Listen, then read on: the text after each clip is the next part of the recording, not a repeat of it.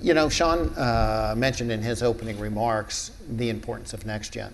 And I think while there may be some disagreements on this panel about some of the tactics, I think there is complete unanimity in terms of the goal, and that is getting to NextGen.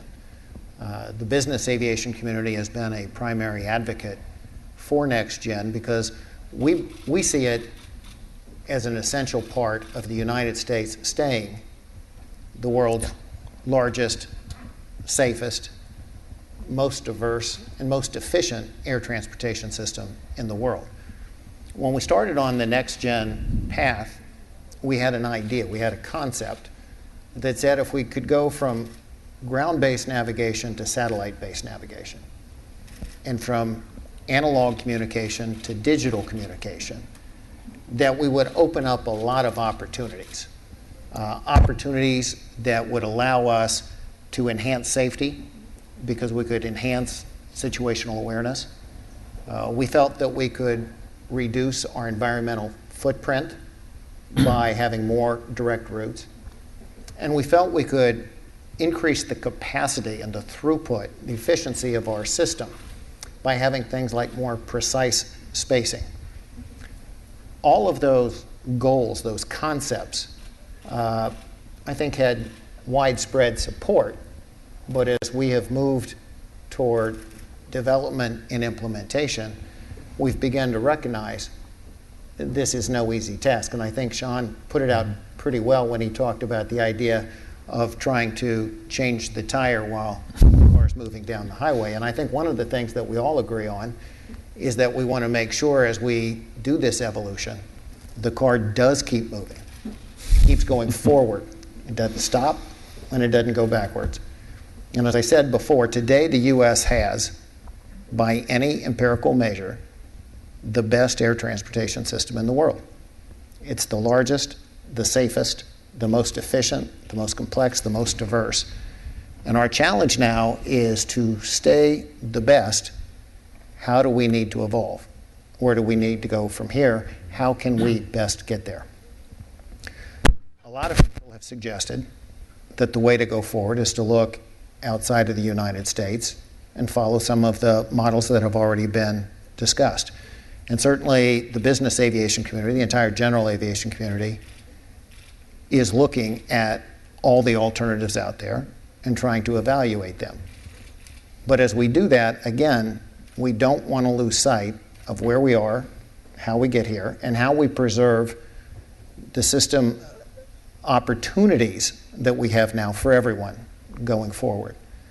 For business aviation, access to airports and access to airspace is fundamental to the future of our industry.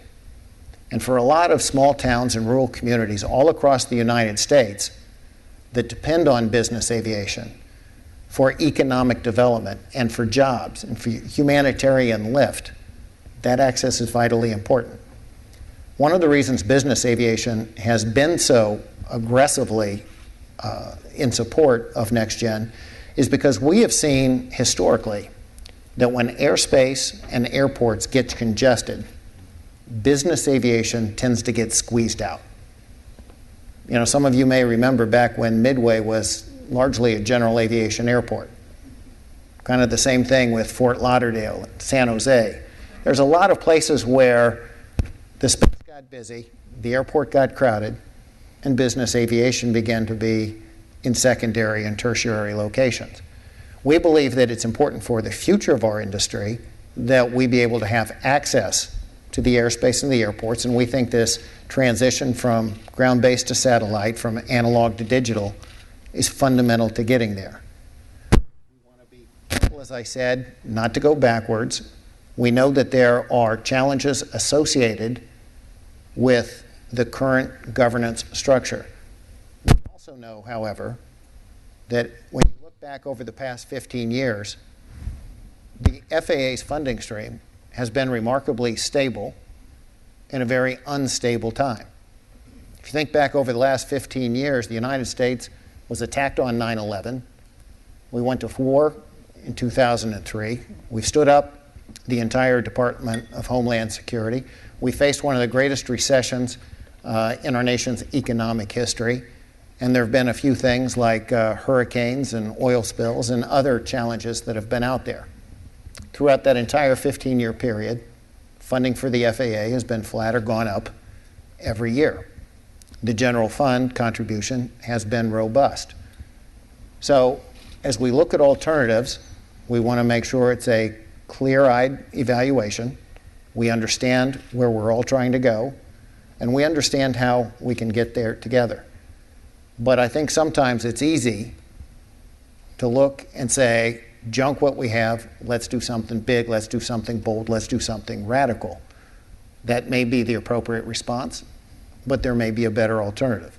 And we want to have that conversation to make sure that when we have meetings with ALPA 5 years from now and 10 years from now, we're always able to begin by saying, today the United States has the best air transportation system in the world.